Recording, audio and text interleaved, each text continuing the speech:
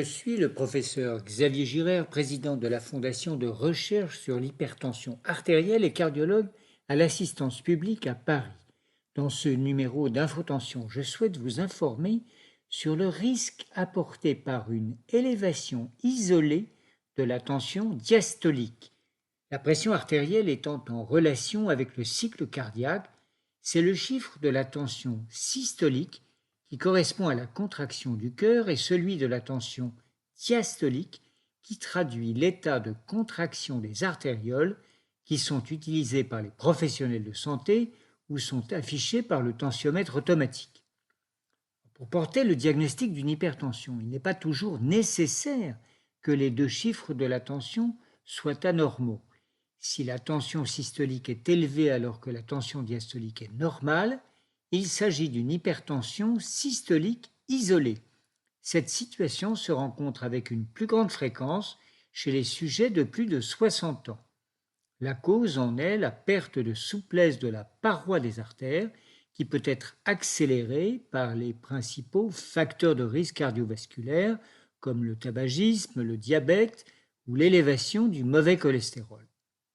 L'hypertension diastolique isolée est plus rare.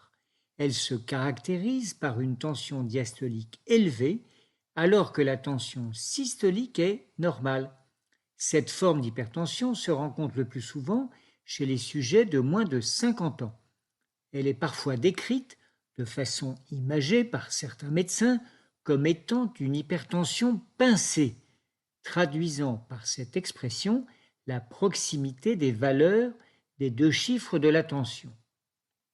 Des études épidémiologiques récentes indiquent que l'hypertension diastolique isolée n'expose pas au risque d'AVC ou de maladie cardiaque précoce lorsque la tension diastolique reste inférieure à 90. Lorsqu'un sujet présente une hypertension diastolique isolée, il ne faut pas débuter un traitement antihypertenseur et il faut privilégier une surveillance de la tension. Mon conseil sera de débuter un traitement antihypertenseur uniquement lorsque l'élévation de la tension systolique sera mise en évidence.